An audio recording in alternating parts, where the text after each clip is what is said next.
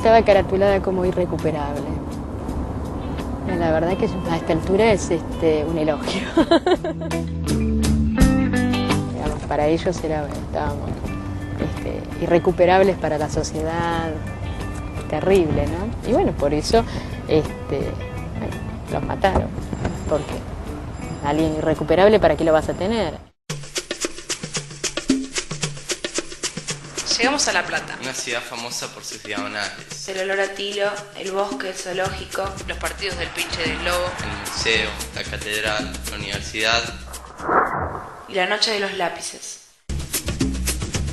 Como todas las ciudades, está llena de historias. De las buenas y de las malas. Durante la última dictadura, los milicos hicieron desaparecer a miles de personas.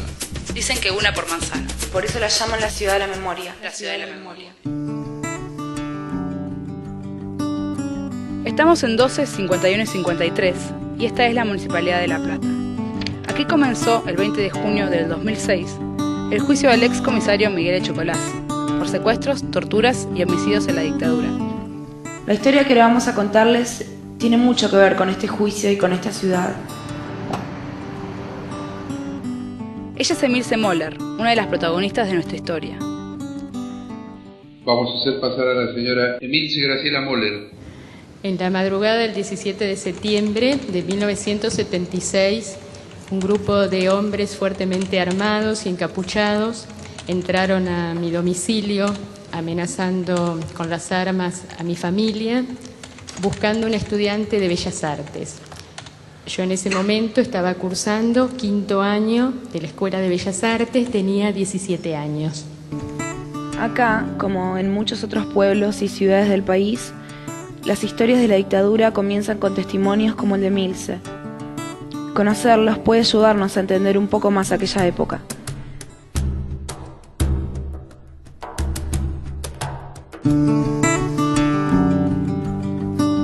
Estamos en 7 y 60. Esta es Plaza Rocha.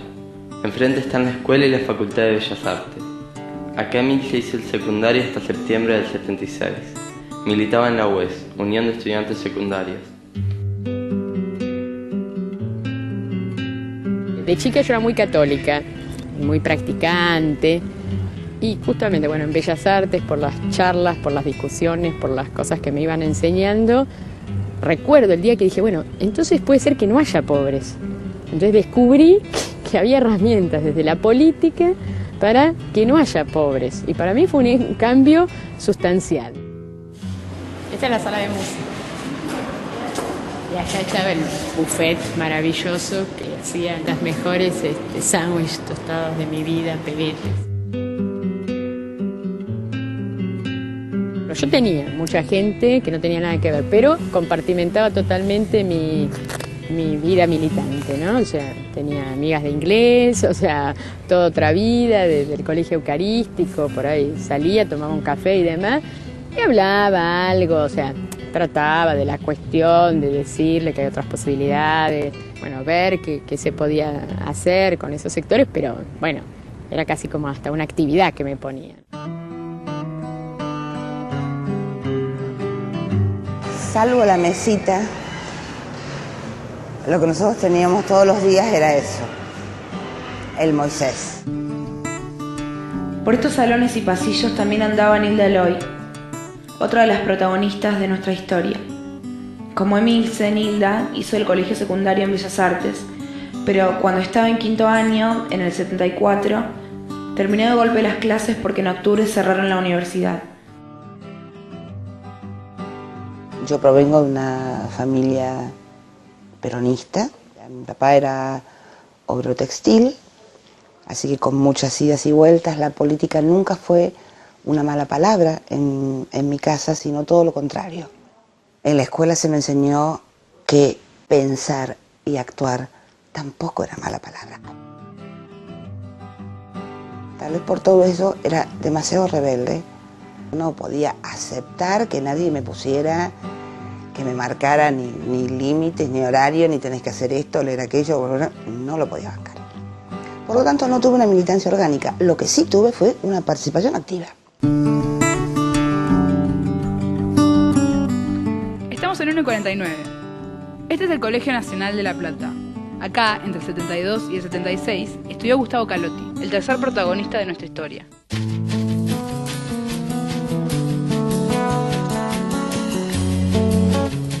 Cuando entramos acá, yo creo que estábamos todos muy intimidados, ¿no? Primero porque éramos pibes de 13 años. Y aparte cambiaba todo, teníamos uniforme. Era con saco, corbata, camisa blanca, era todo así, ¿no? Lo que sí, una de las cosas que me impactó fue que en el año 72 ya el colegio estuvo tomado como un mes. Nosotros ya éramos revoltosos, o sea, mis mayores eran revoltosos, ¿no? En el sentido de que querían cambios de programas, más flexibilización a nivel de lo que era la vida escolar, ¿no? Y este colegio particularmente fue siempre muy, muy politizado, ¿no? Así que fue así que comenzamos las relaciones políticas y el militar. Primero había afinidad con ciertas personas en un principio y de la afinidad se pasa a las charlas, a alguna reunión y poco a poco uno va comenzando a tener ciertas actividades, participar en una asamblea, ser delegado de la clase, después ya más particularmente en un grupo determinado decir, bueno, ahí sí, entonces charlas, lecturas, pintadas, volanteadas y era eso, pero sí, fue hacia finales del 72, principios del 73, en esa época que era una época de exitismo, por supuesto. Que venía la revolución, que venía otro país, que se venía, bueno, Chile, Cuba, los cambios en América Latina. Nosotros ya estábamos haciendo el cambio, el hombre nuevo, yo discutía mucho lo que era el hombre nuevo. Cambiar el modelo económico del país y cambiar todos los manejos, todas las instituciones que tuviesen algo que ver con ese tipo de gobiernos dictatoriales, o por lo menos antipopulares.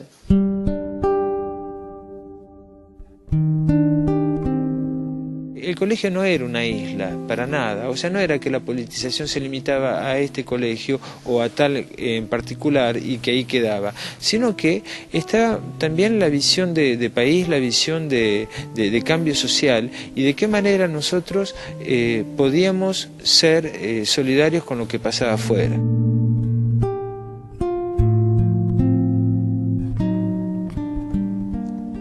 El 74 fue un corte, creo que en mi vida, en la vida de esta ciudad, muy, muy tajante. El cierre de la universidad fue como si apagaran las luces de la ciudad.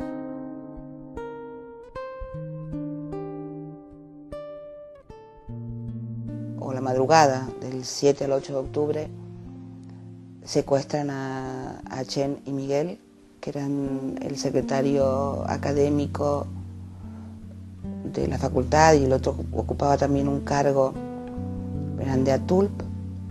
Y estábamos en la escuela, yo estaba cursando mi último año, cuando aparecieron los cuerpos estábamos en una asamblea preparándonos para marchar al rectorado, cuando llega la orden de cierre de la universidad. Bueno, ese día terminé mi secundario.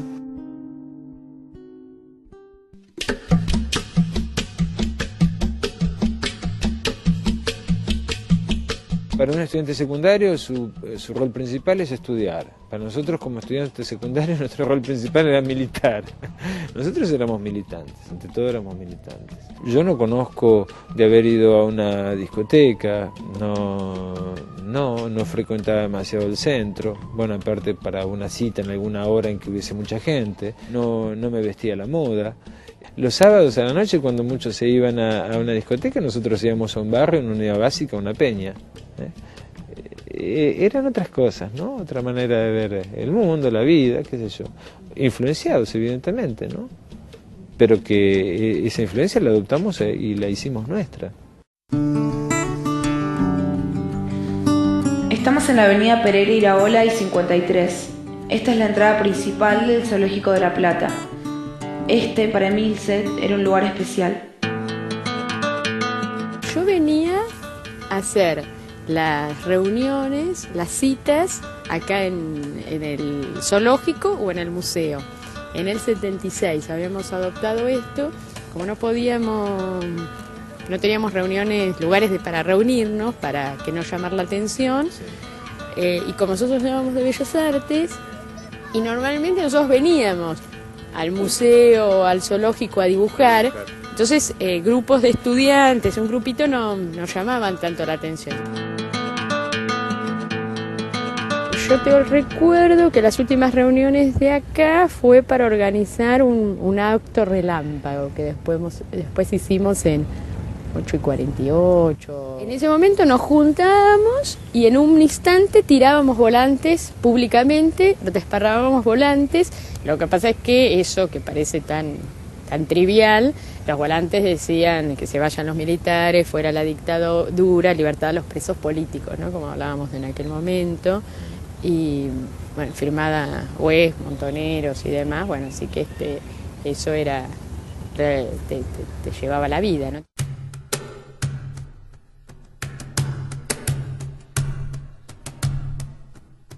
Sí, yo lo viví en el 75, cuando, bueno, empiezan las cuestiones en las escuelas cambiaron sustancialmente. O sea, nosotros en Bellas Artes funcionábamos la facultad junto con la escuela, y nos separan. Cambiaron los preceptores, y la modalidad de trabajo fue totalmente distinto, y a partir de ahí ya lo empezamos a sentir. Y para mí el golpe, como que a mí, pero en lo personal, además de la organización, pero como que en lo personal fue la muerte de Patulo Rabe en diciembre del 75. Vi la noticia y bueno, Patulo era un amigo nuestro de estar siempre.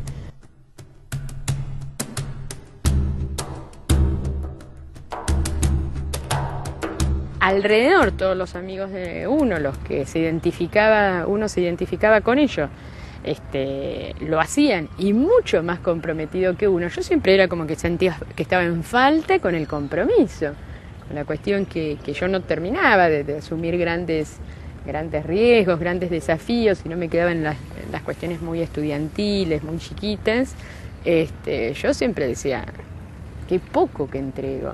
Sí, a pesar de todo yo creo que había un salto cualitativo que uno tenía que dar, y o sea, el salto de decir, bueno, paso de una organización estudiantil secundaria a otra organización mucho más estructurada, clandestina, y ese salto cualitativo yo creo que no era fácil asumirlo y tomarlo, o sea, porque significaba romper también con muchas cosas, romper con su familia, romper con su rutina, con sus cosas, su vida de todos los días.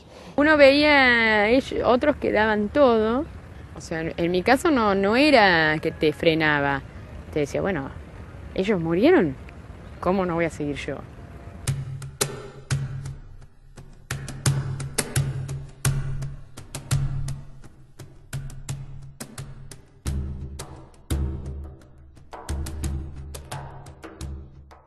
Yo, por ejemplo, en el año 74, cuando empiezan los grupos paramilitares a actuar en La Plata y en todo el país, yo tuve una discusión grande con una compañera, porque yo decía que, escúchame, si me venían a matar, por lo menos poder tener un arma para defenderme, ¿viste? Escuchame, que no me iba a ir solo, ¿no?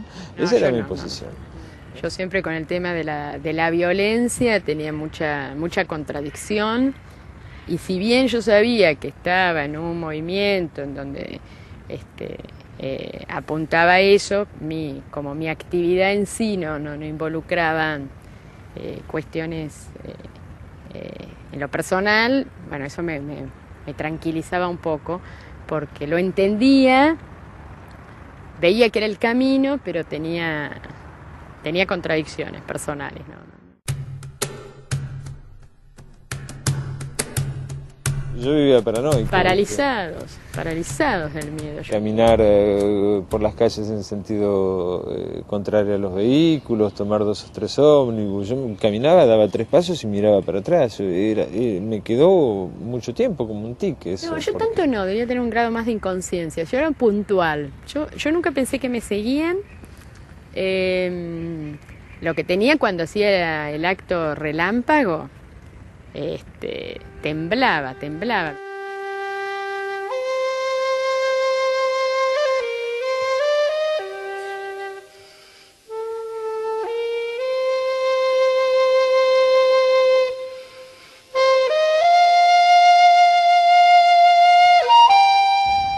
Me acuerdo que en enero seguíamos militando y bueno, y ahí veíamos las dificultades del enero para trabajar, pero bueno, nos seguíamos reuniendo y ya se empezaba a hablar de la inminencia del golpe, era un golpe que se venía a gritos, ¿no? En definitiva yo creo que era un golpe largamente anunciado, ¿no? Por un lado eso, y por otro lado yo creo que, bueno, eso lo ves, incluso yo pienso que analizándolo en aquel momento, o sea, con nuestros años jóvenes, nosotros queríamos ese golpe. Queríamos ese golpe porque creo que la teoría era que ese golpe iba como a decantar las posiciones de cada lado y radicalizarlas más, ¿no? Bueno, yo no, yo discutía. Cuando a mí me decían eso, yo decía que estaban locos, yo decía que no.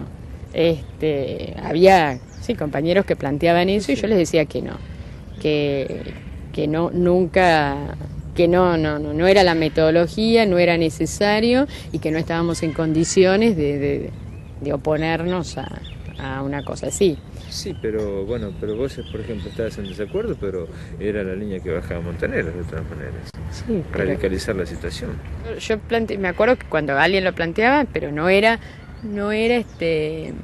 la línea de trabajo nuestra, no. Nosotros lo que hablábamos era, bueno, ahí empezó simplemente la resistencia a eso. Y no era considerar que era mejor, no. Y así que bueno, era la resistencia a la dictadura con las acciones que eran las propagandas, básicamente. La cuestión de propagandas para denunciar lo que estaba pasando y para tratar de mostrar que había focos de resistencia. De ahí lo de las obleas de los colectivos, sí.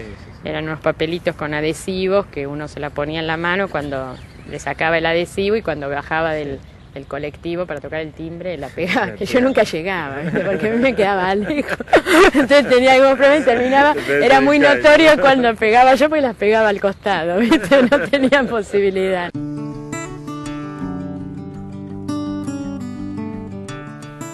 Volvemos a la municipalidad. Estamos frente al tribunal que juzga a Miguel Echecolás. Emil, Zenilda y Gustavo vuelven a contar lo que les pasó en el 76.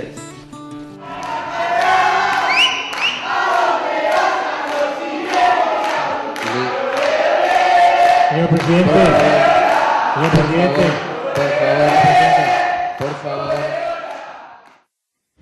En la madrugada del 17 de septiembre de 1976, un grupo de hombres fuertemente armados y encapuchados entraron a mi domicilio amenazando con las armas a mi familia, buscando un estudiante de Bellas Artes. A mí me detienen el 8 de septiembre de 1976. En aquel momento yo trabajaba como correo en la oficina de tesorería de la jefatura de policía y la detención se produce entre las 17:30 de la tarde en mi oficina, o sea, dentro de la jefatura de policía. En ese momento estaba en 5º año del Colegio Nacional y bueno, y trabajaba por necesidad también, ¿no? El 1 de octubre del 76, a las 12 de la noche, irrumpió una patota de, calculo que más de 20 personas.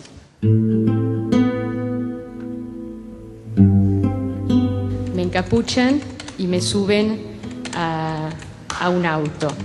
Luego de allí me llevan a un lugar que con el tiempo supe que era Arana. Me esposaron, me cubrieron con una manta, una frazada. Ahí tuve, no sé, habré esperado una hora, media hora, no sé, el tiempo era interminable. Durante 4 días me golpearon y me torturaron. En el primer calabozo de la entrada éramos 6. Cuando me desatan y me dicen, levántate, yo no me podía levantar. Yo era sacada del calabozo, llevada a las salas de tortura que estaban atrás. Es una experiencia que uno yo creo que no puede relatar, no puede transmitir realmente lo que sentía en ese momento. El mundo a uno se le viene abajo y se le cae encima y el dolor era insoportable. Yo me lo imaginaba un poco más grande, pero yo lo que recuerdo era que para dormir el problema era que estábamos atados, incluso de pies, expulsados atrás y vendados. Entonces ahora me explico por qué muchas veces se formaban pilas de piernas en el centro porque estábamos tirados, ¿no? Y después el 21 de septiembre del 76, cuando nos sacan a todos los que estábamos detenidos porque iban a limpiaron efectivamente, nos traen a un patio, pero yo no sabía dónde ubicarlo y era este el patio, estábamos acá. El 21 de septiembre nos sacan a un patio para hacer un festejo del Día de la Primavera, un patio o algo así porque recibía un sol, estábamos todos, lo que podía escuchar mucha gente, con condiciones todos de tortura, golpes, se escuchaba en todo momento lamentos, gritos desgarradores. Los represores se jactaban de que íbamos a festejar el Día de la Primavera.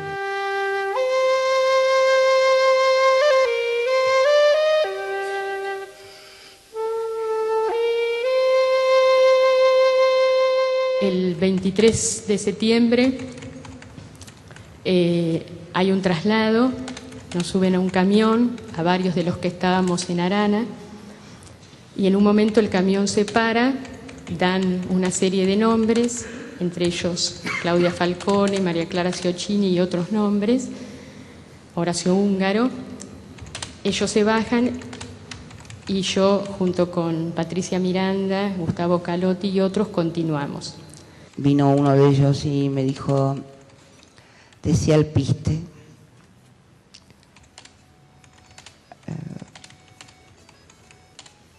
Y bueno, cuando logró que yo lo dijera, me dijo que perdiste a alguien, que me habían borrado de la lista.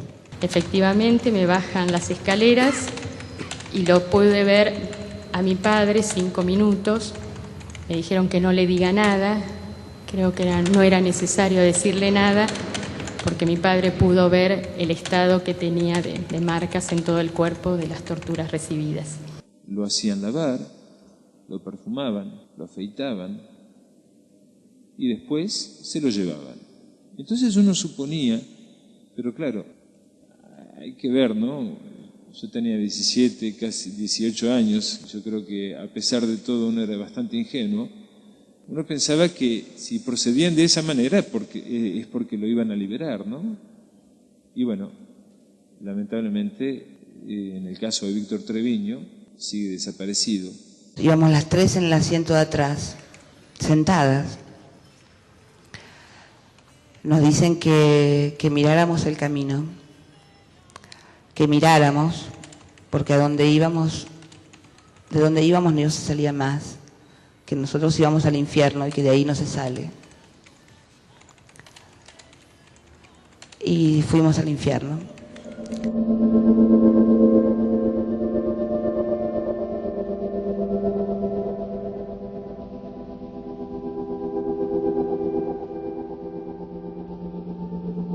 Dos o 3 días antes de que nos saquen de Quilmes, llegan 2 personas que también recuerdo. Uno es Pablo Díaz, también en relación con el tema de la noche de los lápices, y otro amigo que se llama José María Novielo. Durante algunas entrevistas a mi padre ya le habían anticipado que yo no podía volver a La Plata en caso de tener libertad, porque me habían considerado que yo era irrecuperable. Estamos en Diagonal 77, 4 y 5. Este es el Liceo Víctor Mercante, nuestro colegio.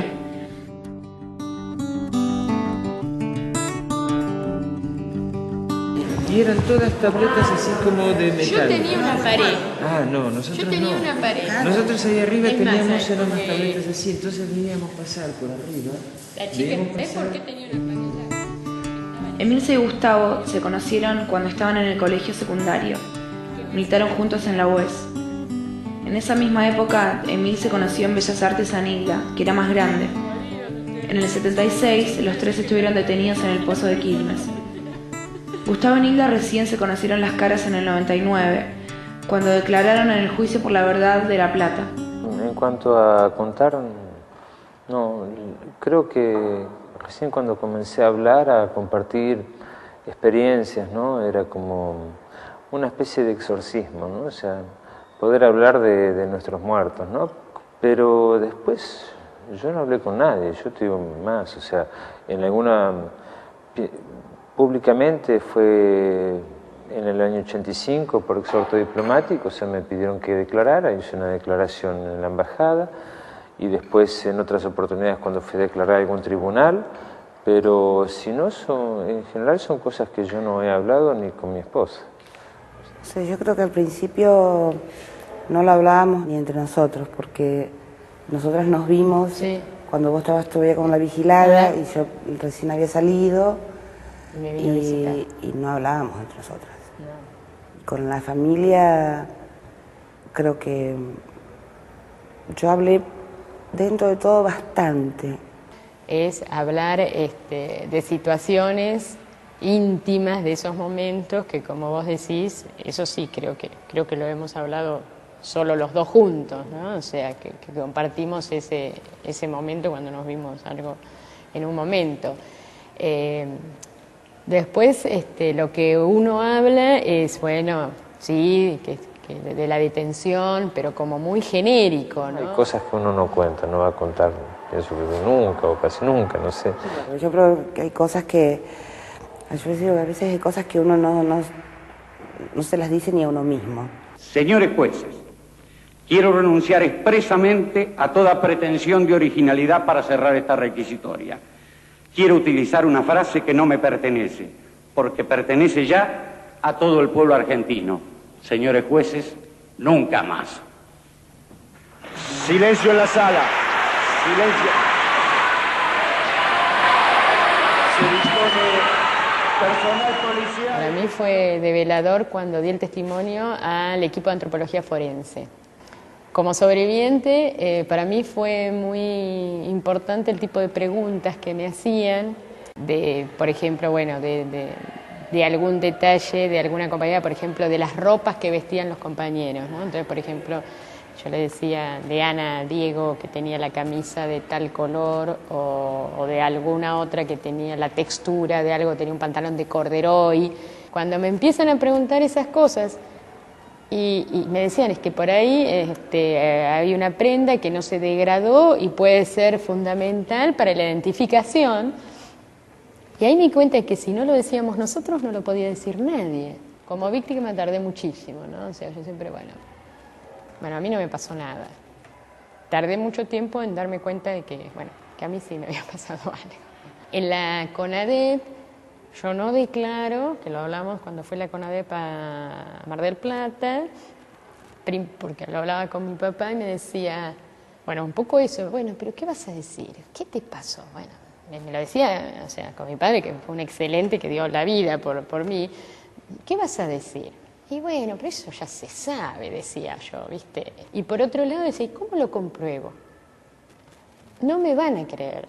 Para mí no me podía convencer de que, o sea, cómo se atrevían a declarar en ese momento, a hablar. Van a volver, nos van a meter a todos de nuevo, ¿no? O sea, era... No podía creer ni en el gobierno, ni en la CONADEP, ni en los juicios de la Junta, no. Yo no podía creer, no me garantizaban nada. Tenía esa sensación. Yo siempre digo que esto se pudo dar por toda una sociedad cómplice de toda esta situación. En aquel momento ser preso, ser subversivo, yo siempre decía era mejor ser prostituta, tener una hija prostituta y no una hija presa. Entonces la sociedad marginó, cuestionó. Marginó también a nosotros, porque yo recuerdo perfectamente que hay gente que no quería verme. Si no quería verme porque era un compromiso. No toda la gente tuvo el coraje de hacerlo. Yo me acuerdo de los que sí lo tuvieron y hoy, 30 años después, sigo estándoles agradecido, ¿viste? Yo a veces digo, soy dura, ¿no? Pero digo, en La Plata era imposible no saber. Y esas cuestiones de que un vecino no levantaba el teléfono para saber si vivías, nada más, no puede ser miedo. Cuando nosotros salimos, es como que podíamos tener en claro cuál había sido la actitud de nuestra familia, porque no es que habíamos estado 2 días, habíamos estado 2, 3, 4 años. Entonces, la familia venía tolerando durante todo ese tiempo y era como que tenía muy claro quién había estado al lado, quién se había hecho el otario y quién había estado casi en función de ataque. O sea, yo recuerdo relatos de mis viejos de gente que se les paraba en la puerta del kiosco a gritarles cualquier barbaridad. Nosotros éramos los 3 platenses, estudiantes del barrio, que nos conocían. El golpe se da en marzo del 76. En mi caso me detienen en septiembre, de los cuales yo seguí transitando por el barrio, iba a los mandados, seguía yendo a la escuela. ¿Cuándo me endemoniecé, vamos a decir? La sociedad sigue siendo la misma. Cuando te dicen ese negrito de mierda, ahí surge lo mismo que decían antes y por algo habrá sido, algo habrá hecho. Es lo mismo, es una sociedad que no incluye, excluye. Una clase social sobre todo, que es la clase media, donc, excluye mucho.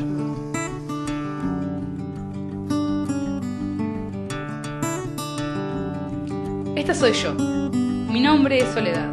Mi nombre es Joaquín, tengo 16 años y estoy en segundo año del Polimodal. Mi nombre es Marianela. Participo en el centro de estudiantes y con algunos compañeros nos juntamos a conversar con Emilce, Nilda y Gustavo. Nosotros cuando hablamos de las actividades del centro de estudiantes muchas veces terminamos evitando a propósito la palabra política, porque tenemos miedo de que si decimos tal cosa es política, vamos a tener menos participación de los chicos, porque es una palabra que mete miedo. A mí siempre lo que me llamó la atención fue me parece mucho más, no sé, más firme el compromiso social que había en esa generación que el que hay ahora. Porque se heredó mucho el miedo por parte de nuestros padres, nuestros abuelos, que nos dicen tener cuidado, no te juntes con esos grupos que van a pelear por algo que ellos saben que tenemos que juntarnos todos porque es algo que de verdad hay que hacerlo, pero tienen como mucho miedo. Los veo muy pibes a nosotros, muy chicos todavía, y digo, había gente que con nuestra edad se mandaba y que bueno, ahora lo hay también, pero no con ese compromiso, supongo, que se manda a una villa a enseñarle a un pibe sin ningún tipo de otro interés. Y me parece que ahora eso no está tanto en nosotros. Está la intención, pero no somos capaces de hacerlo, me parece. No tan organizado o no tan mandados. Yo siento un desinterés. En cuanto se le nombra la palabra política, es política. No. Yo lo que noto es eso, el desinterés a nivel masivo.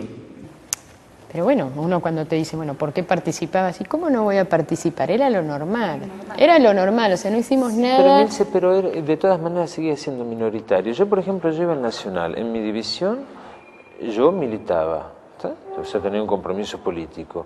Después había un chico que estaba llegado al grupo de West, donde yo militaba, y después todos los otros jugaban el partidito de rugby el sábado. Sí, pero acompañaban un poco más, Gustavo, que hoy en día. Por lo menos, por ejemplo, si vos convocabas alguna asamblea, iban. Si vos convocabas alguna acción social, te acompañaban. Por ahí no tenían el mismo compromiso de estar el sábado o el domingo trabajando en un barrio, pero... No, está bien. O sea, era más masivo, efectivamente, pero el compromiso político ya en un partido era mucho más minoritario, o sea, no era... Por ahí no era justamente es eso. Y lo que vos decís, por ejemplo, vos llamabas a una asamblea. A una asamblea sí, a veces llamaban y a veces venían. Y otras veces forzábamos para que vinieran. Lo de la marcha del boleto estudiantil, que siempre uno a veces termina aclarando que fue en el año 75, ¿no? O sea, muy lejano al 16 de septiembre del 76, surgió justamente porque veíamos que empezamos a tener muy poca participación estudiantil ante el cambio de gobierno de Isabel Perón, actitudes, empezaban a tener cuestiones represivas. Ahí también tratamos de buscar un motivo para empezar a movilizar, es decir, que nosotros también, coincido con Gustavo, teníamos nuestras dificultades, no era todo tan... teníamos nuestras dificultades para las organizaciones, y de ahí surgió lo de la idea esa. Lo del medio boleto escolar, no fue que era algo sentido por todo el estudiantado secundario, para nada. A nadie se le había ocurrido pedir medio boleto escolar. Pero como nosotros efectivamente nos damos cuenta que los estudiantes se movilizaban cada vez menos por el clima de terror, también por el desprestigio de los políticos, de los partidos, dijimos, bueno, ¿de qué manera podemos movilizar? Y surgió esta idea, no sé en quién surgió la idea.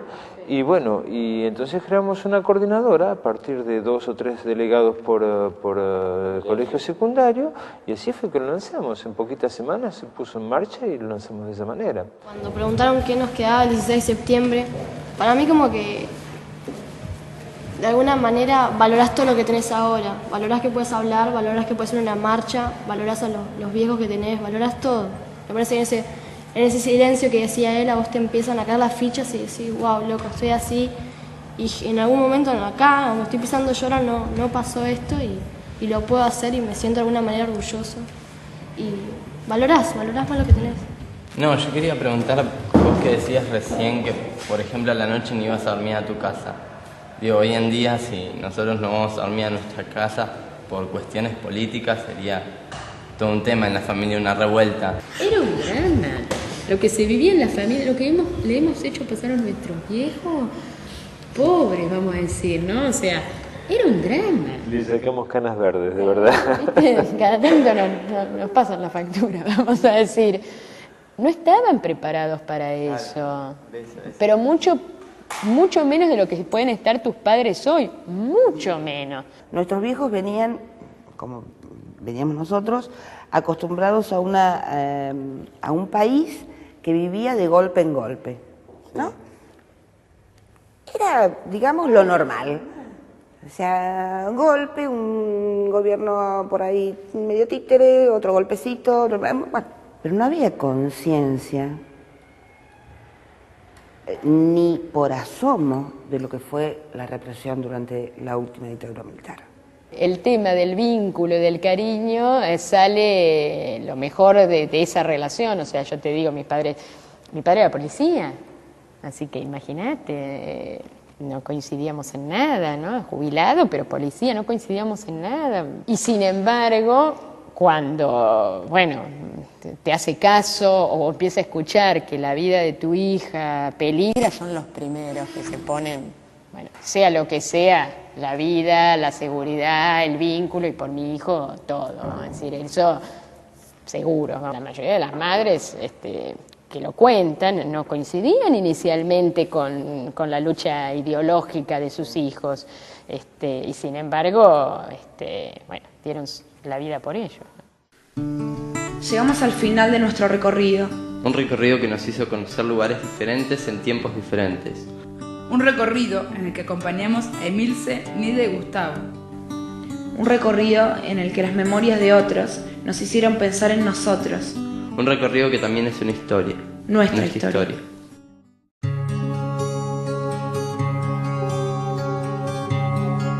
A mí La Plata me duele. Yo no podría vivir nunca en La Plata. Me duele, o sea, ver una sociedad que debe ser igual a todas las ciudades, nada más que a mí me impacta mucho en La Plata con las grandes ausencias y los grandes dolores, ¿no?, que uno tiene allí. Yo tengo todas ausencias. Me pasa siempre lo mismo. Cuando llego sobre todo a la ciudad de La Plata, ¿no?, que para mí La Plata yo la camino, es mi ciudad, la quiero, pero es siempre volver a desenterrar fantasmas, ¿no? Para mí cada calle tiene un recuerdo, positivo, negativo, ¿no? Pero es eso la ciudad de La Plata, ¿eh? O sea, yo convivo con el pasado y con la ciudad y lo que fue en aquel momento. Es el lugar donde nací, donde me crié, es el lugar dueño de prácticamente todos mis recuerdos. Y así como que tuve que pelear mucho conmigo misma para volver a vivir acá, no sé si podría volver a vivir en otro lado. Todo me ata acá. Y es también el lugar donde yo sé que no estoy sola. A pesar de todo, y tal vez por eso, es mi lugar. Sí, es el lugar donde me secuestraron, pero también el lugar donde aprendí a andar en bicicleta. Es el lugar donde me torturaron, pero es el lugar donde yo tuve mi primer amor. O sea, yo soy todo eso.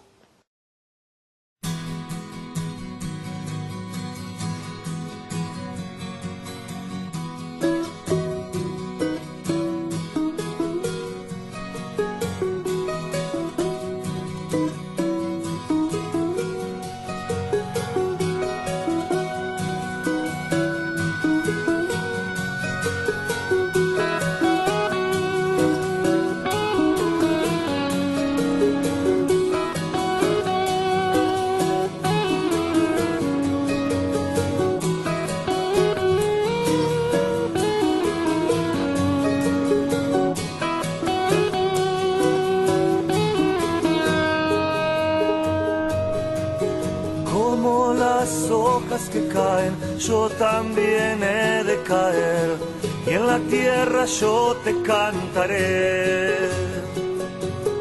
Y si el sol quema mis penas, que cantaba alguna vez, alegrías yo te cantaré.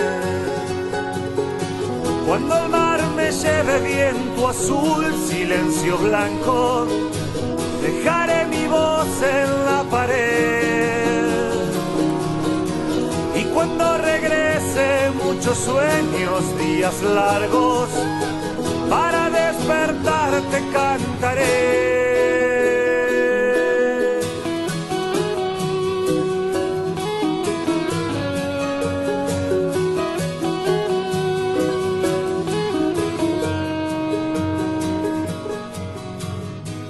Como la estrella que brilla, quiero mi brillo tener, y en la noche yo te cantaré.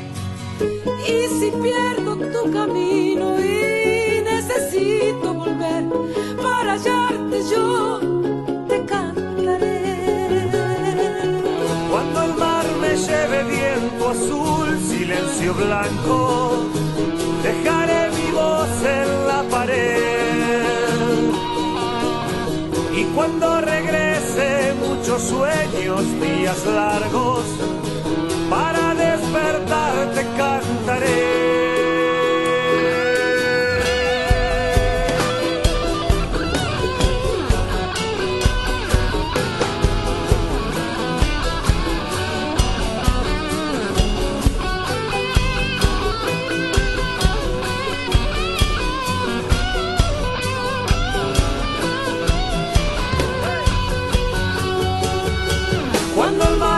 Lleve viento azul, silencio blanco, dejaré mi voz en la pared.